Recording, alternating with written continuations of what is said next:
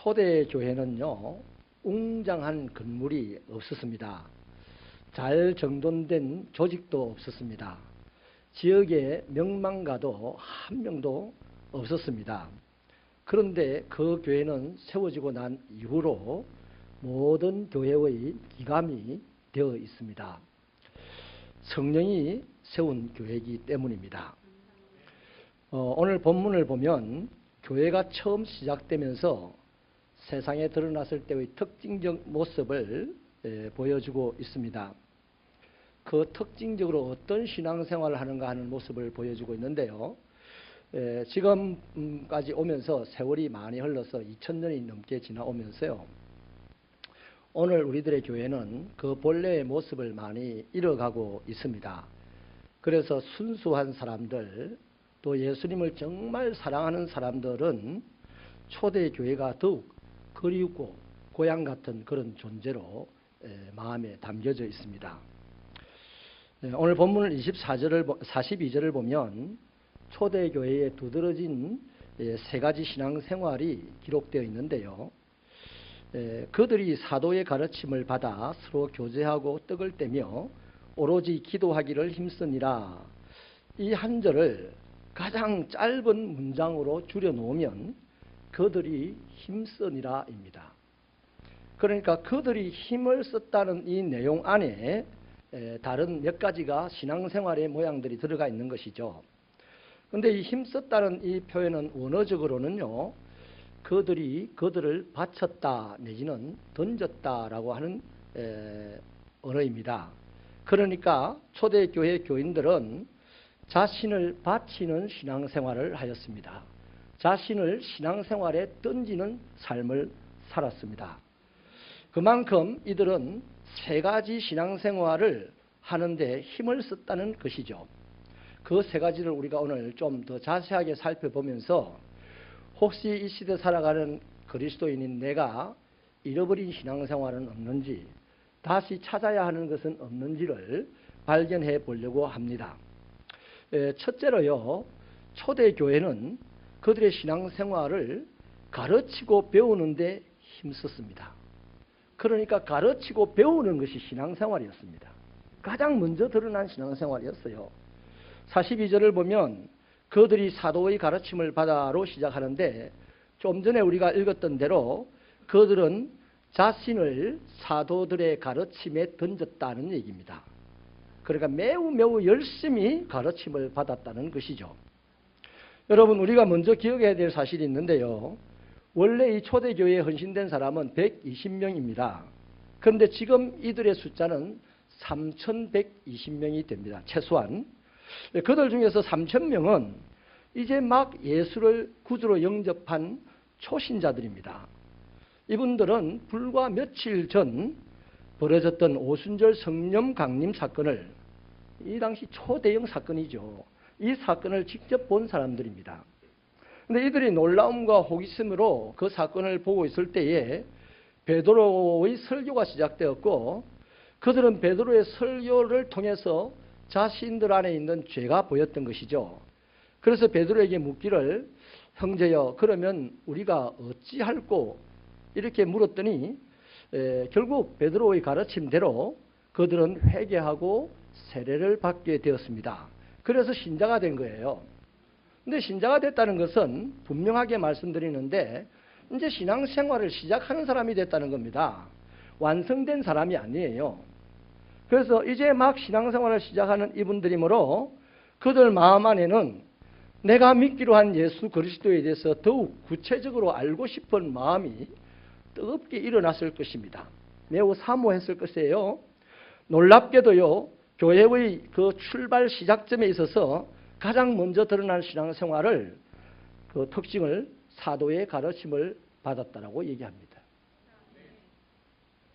그냥 기록된 말씀이 아니에요. 이제 막 예수 믿는 3000명은 뭐 예수 알아도 되고 몰라도 되고가 아니에요.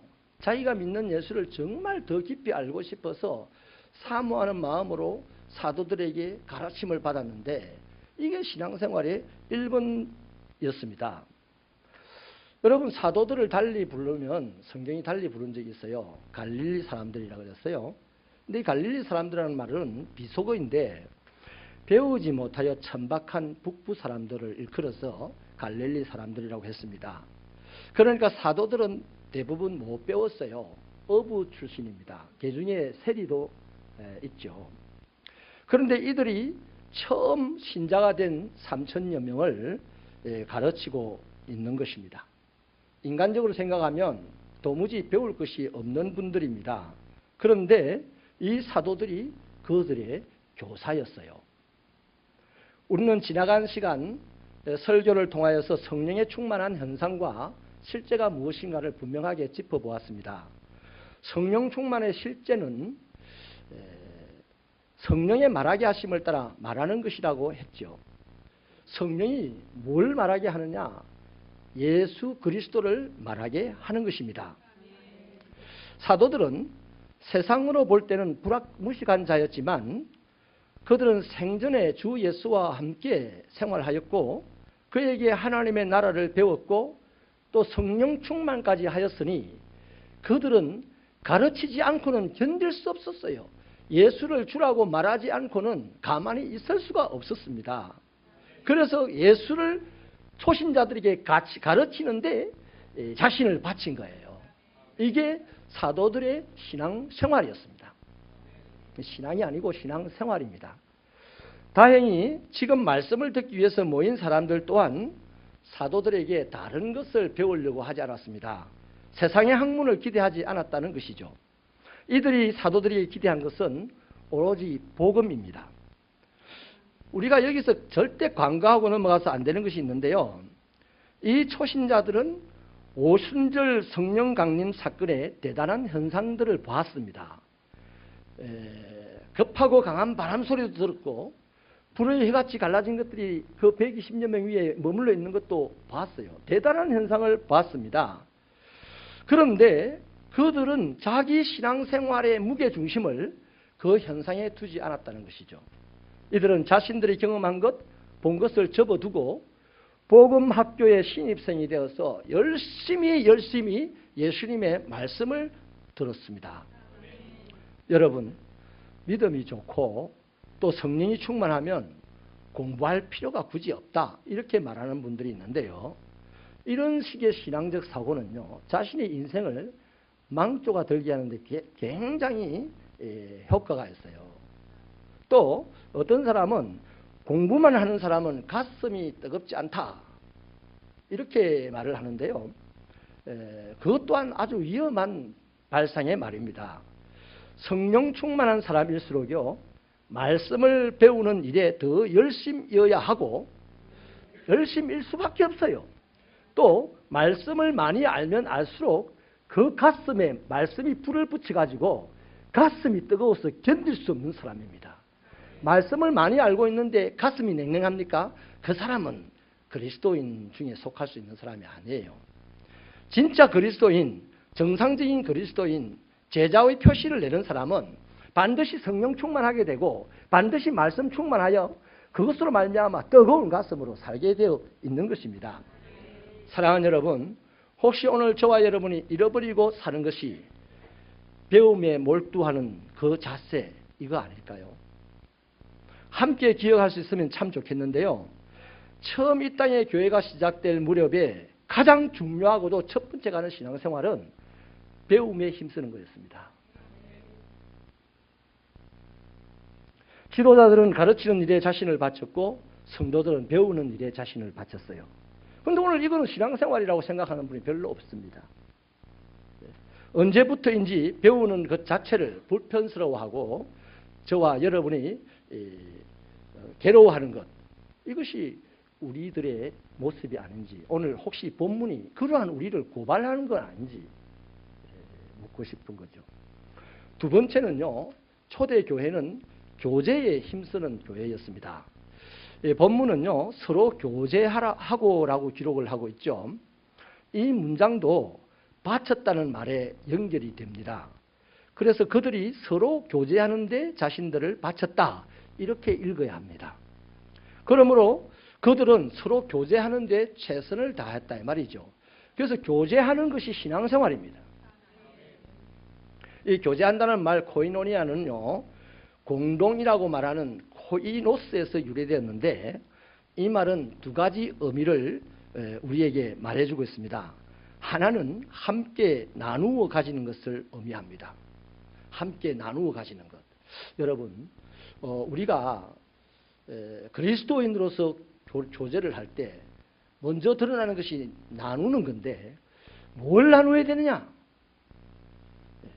하나님을 나누어야 됩니다. 왜냐하면 하나님과 예수님과 성령님 안에서 우리는 그리스도인이 되었어요. 나도 하나님, 예수님, 성령님 안에서 그리스도인 됐고 너도 하나님, 예수님, 성령님 안에서 그리스도인 됐으니 나와 너 사이의 교제는 바로 이 하나님을 나누어야 하는 거죠. 과연 내 안에 나누어야 될 하나님이 얼마나 있느냐? 앵꼬가 없어. 이단이 더 많은 것 같아. 이단은 끊임없이 자기 속에 있는 예수님, 거짓된 예수를 나눕니다. 그런데 오늘 우리는 내 안에 있는 예수를 나눌 것이 별로 없어요. 말씀 충만하시기를 축원합니다. 그러므로 초대교회 성도들은요, 모여서 적당하게 기분 내고 뭐 한 잔 마시고 뭐 이러는 정도의 교제를 한 것이 아니에요. 모여서 먼저 나눈 것이 바로 자기 속에 있는 예수님을 막 상대방에 나눕니다. 상대방의 속에 있는 예수님을 또 내가 막 받아들입니다. 그래서 서로 시와 찬미로 화답하면서 노래하는 거야. 할렐루야. 그래서 초대교회 신자들은요, 그들의 교제는 언제나 예수님을 나누는 일이었어요. 또 다른 하나는 코이노니아의 의미처럼 공유하고 서로 삶을 나누는 것이었는데요. 그것은 뭐냐 하면 서로의 감정과 계획과 슬픔과 기쁨을 나누었다는 것이죠. 여러분, 서로 교제한다는 것은 내 삶이 너의 삶 안에 들어가고 너의 삶이 내 안에 들어와서 나의 희노애락의 감정이 네가 공유하고 너의 희노애락의 감정을 내가 공유함으로 말미암아 둘이서 아름답게 세워져 나가는 것이 바로 이 교제가 주는 힘입니다. 그 교제에 대해서 예를 들어주는 것이 바로 44절부터 46절이죠. 우리 같이 한번 읽어보실까요? 힘차게 읽어주시기 바랍니다. 시작.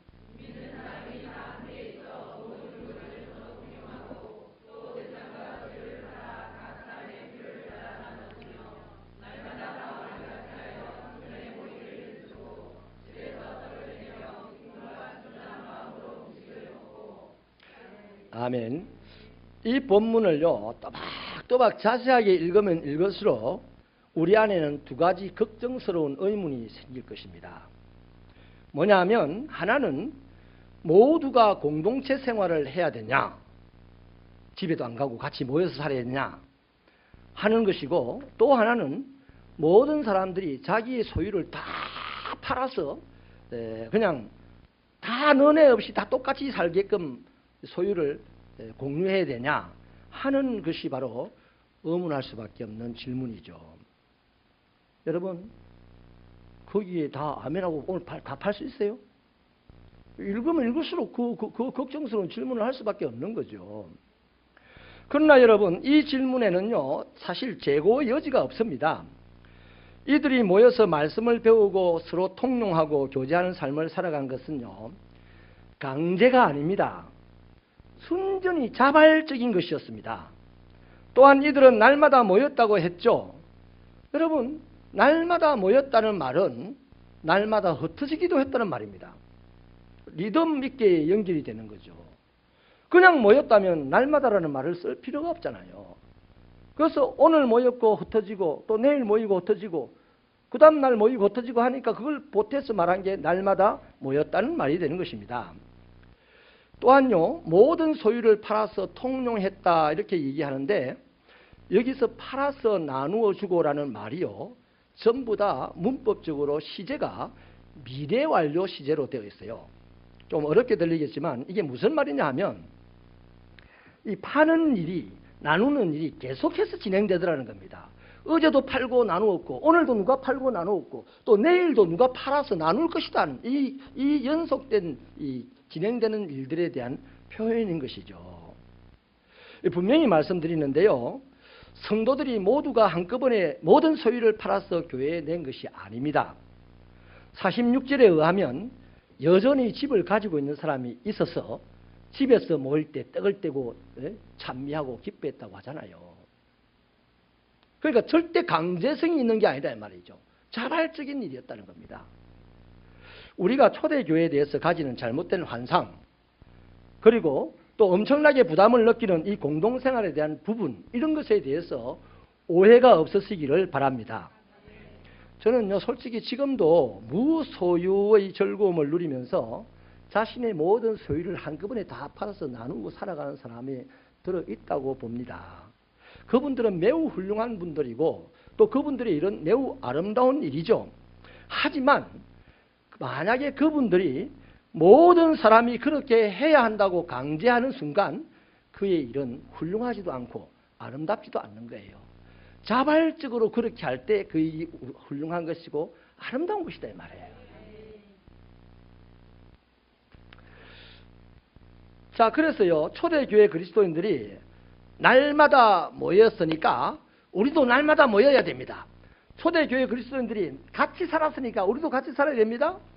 뭐 또 그들이 모든 소유를 팔아바쳤으니 우리도 다 팔아서 바쳐야 됩니다. 그리스도인들은 사유재산을 가지면 안 됩니다.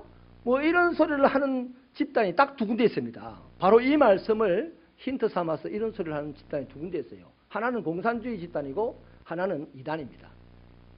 다 자기들 목적을 위해서 이 말씀을 핑계 삼는 거예요. 우리는 그렇지 않습니다. 성경은 그렇게 말하는 게 아닙니다. 그러나 여기서 정말 우리가 반드시 배워야 하는 것이 있는데 그것은 이들이 주님께서 말씀하신 가난한 자와 고아와 과부들을 돌아보는 일에 누구나 다 열심이었다는 것입니다.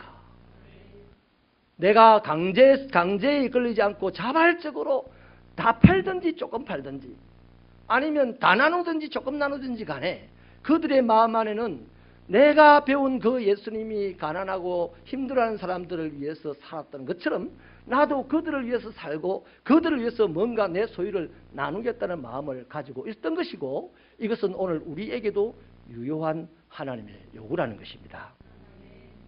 또한 모이는 일의 중요성에 대해서도 본문은 이야기를 하죠. 이 교회의 생명력은 사실 모임에 있습니다. 어쨌든 모여야 됩니다. 초대교회를 활기 있고 능력 있게 만든 동력이 바로 자발적으로 모이는 데 있었어요. 복음을 사모해서 모이는 사람들, 여러분 이 얼마나 강력한 하나님의 사람들이 되겠습니까? 강제에 막 전화를 해가지고 온나 해가지고 안 오면 눈치 주고 막 신앙은 없다는 소리 듣고 막 이런 게 싫어가지고 교회에 그냥 억지로 와가지고 이 사람이 무슨 하나님의 군대가 되겠어요? 와서 이제 교회에 뭐 이런 일을 하냐 하고 뭐 이제 이런 소리는 하겠지. 그러나 자발적으로 그냥 하나님의 집에 말씀을 사모해서 나와서 그 사람은 무슨 일을 해도 기쁨이 넘쳐서 일을 할 거예요. 할렐루야. 그는 하나님의 멋진 군대가 되는 거 당연한 것이죠. 세 번째는요, 초대교회는 예배에 힘쓰는 교회였습니다. 42절에 보면 떡을 떼며 오로지 기도에 힘썼다라고 말을 하는데 여기 떡의 앞에는 원어에는 정관사 그가 붙어 있습니다. 그러니까 그 떡을 떼며 기도에 전혀 힘썼다는 말이 되죠. 여러분 그 떡이 무슨 떡입니까? 예수님이 제정하신 성만찬 때의 떡입니다. 그래서 그들은 모일 때마다 성만찬을 행하면서 기도했다. 이 말이 뭡니까? 예배의 의식을 가지고 모였다는 거죠. 그들은 전혀 의식이 없는 상태에서 소견에 오른 대로 그냥 오늘은 이렇게 내일은 저렇게 그냥 막무가내 예배를 자기 기분대로 드린 게 아니란 말입니다. 그들의 신앙생활 또한 가르침과 교제와 성만찬과 기도라는 이 예배로 균형이 잡혀 있음을 우리는 보게 됩니다. 우리 새벽교회 성도들도 가르침을 받는 것과 교제하는 것과 예배를 드리는 이것이 균형이 잘 잡힌 신앙생활을 하게 되기를 축원합니다. 거기다가요, 이분들은 공식적인 모임으로만 모인 것이 아니죠. 집에서도 모여서 함께 찬양하고 떡을 떼고 애찬을 나누었죠. 또 46절에 보면 날마다 마음을 같이하여 성전에 모이기를 힘썼고 그렇습니다. 자, 그러면 여러분, 이것은 그들이 공적인 대예배를 굉장히 소중하게 사모했다는 것이고, 또 거기서 흩어지면서 오늘 또 이 집 일이 궁금하고 내일 또 저 집 일이 궁금해서 이 집 저 집에 삼삼오오 흩어지면서 거기서 작은 모임을 했다는 거예요. 오늘 구역처럼. 할렐루야. 우리가 많은 프로그램을 가지고 활동을 한다지만 초대교회 신앙활동에 비하면 아무것도 아닌 것이죠. 그러니까 이분들의 예배는요, 경건하면서도 기쁨이 넘쳤습니다. 하지만 가장 중요시해야 될 것은 이분들은 항상 자발적이었다는 겁니다. 자발적으로 성전에 모였고, 자발적으로 가정에 모였고, 자발적으로 예배를 드렸고, 자발적으로 떡을 나누었고, 자발적으로 재산을 팔았고, 자발적으로 필요를 따라 나누어 주었고, 그 자발성 속에는 항상 기쁨이 있습니다. 누구도 빼앗아가지 못하는 기쁨이 있습니다. 하나님은 이미 이 땅에 기쁨을 쏟아부어 놨습니다. 이제 누군가 그 기쁨을 자기 호주머니에 집어넣으면 되는 거예요. 누가 집어넣느냐? 자발적으로 가는 신앙생활 하는 사람에게 그 기쁨을 집어넣는다 이 말입니다. 저는 오늘 이 시대를 살아가는 그리스도인들이 잃어버리고 있는 가장 소중한 부분이 바로 이 자발적인 부분이라고 생각이 됩니다. 누구 때문에 이래야 되고, 눈치 보여서 이래야 되고, 또 안 하면 하나님이 두드려 팰까 봐서 해야 되고, 억지로 하는 일들이 팽배해져 있습니다. 그렇기 때문에 일을 실컷 하고 봉사를 실컷 하고 섬겨도 별로 얼굴에는 기쁨이 없어요. 많이 하면 그 얼굴은 더 거름해져 가지고 나는 주의 일을 멋지게 하는 사람이라고 폼만 잡는 것만 있다는 것이죠. 여러분, 자발적으로 모이는 것은 그 모임에 활기를 불어넣습니다. 그것은 사람들로 하여금 원망과 시비를 불식시켜버립니다. 또 그것은 모인 사람들에게 엄청난 삶의 동기를 부여해 줍니다. 한번 생각을 해보세요. 지금 여전히 이곳에는요, 율법에 얽매여서 예배를 드리는 유대인들의 예배가 있어요. 그런데 지금 새롭게 하나 생긴 교회가 예배를 드리고 있어요. 율법에 얽매인 유대인들의 예배와 성령에 이끌려서 자발적으로 모든 예배를 드리고 활동하는 이들의 모습, 그 기쁨의 차이는 저와 여러분이 쉽게 상상이 될 것입니다. 여러분, 현대인들은 너무나 분주합니다. 그래서 모임이라는 자체를 부담스러워하는 시대를 살고 있습니다. 때문에 교회도요, 뭔 모임 하나를 만들려면 심사숙고를 내야 됩니다. 6월 6일 날 전가족 새벽교회 가족 축제를 그 모임을 한번 하북 운동장에서 만들어 보려고 얼마나 심사숙고했는지 모릅니다. 왜냐하면 모임이 힘든 시대에 살고 있는 우리들이기 때문에요. 그런데 이때 모임을 쉽게 하는 게 뭐다? 자발적이면 됩니다. 여러분, 6월 6일 날 자발적으로 모이시길 바랍니다. 운동장에서 표시납니다. 억지로 온 사람을 이리 옵니다. 근데 자발적으로 모인 사람은 그냥 와서 막 이것저것 일을 막 합니다. 우리 새벽교회가 그런 교회가 되면 참 좋겠습니다. 여러분, 교회가요, 근본적으로 약해지는 이유는 딱 하나입니다. 모임이 약해지면 약해집니다. 여러분들이 담임 목사를 독하다 해도요, 담임 목사가 할 일은 교회 모이라, 주의 이름 앞에 모여라, 모이세요. 봐라, 자발적이 강제가 되고 있어요. 강제가 되고 있어요. 주의 이름으로 모입시다. 이러면 아멘 하고 꽉 자발적으로 나야 되는데, 와, 또 좀 아멘 했다가 또 어느 날 오라 한다. 미리 알고 있다. 말씀을 마칠게요. 초대교회의 신앙생활은요, 자기가 믿는 예수 그리스도를 더 깊이 알고 싶은 사모함이 있어서 열심을 다해서 지도자들에게 가르침을 받았습니다. 지도자들의 가르침을 받고 나니 나 자신이 알게 된 그 예수에 대해서 누군가에게 알리고 싶었어요. 나누고 싶었어요. 그래서 누군가를 모아서 335 모여서 그 예수를 나눈다고 교제를 해보니, 이 사람의 필요가 무엇인지 보였어요. 이 사람이 연필이 없네. 우리 집에 연필 노는 게 있던데. 그래서 다음날 또 만나고 싶어. 왜? 연필 나누려고. 연필만 생각해라. 돈도 있고 음식도 있고 많이 있어요. 그런데 더 큰 걸 이야기하면 여러분들이 깨닫기를 하면서 시험 들까 봐서 작은 걸 얘기했어요.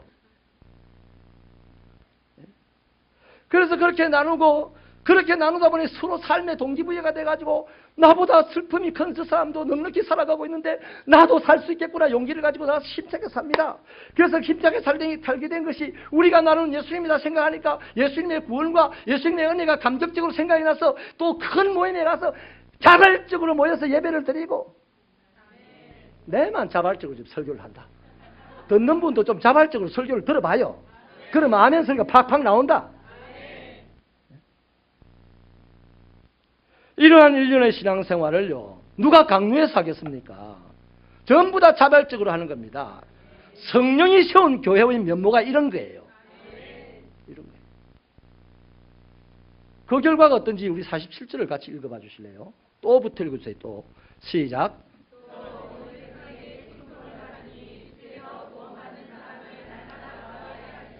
아멘.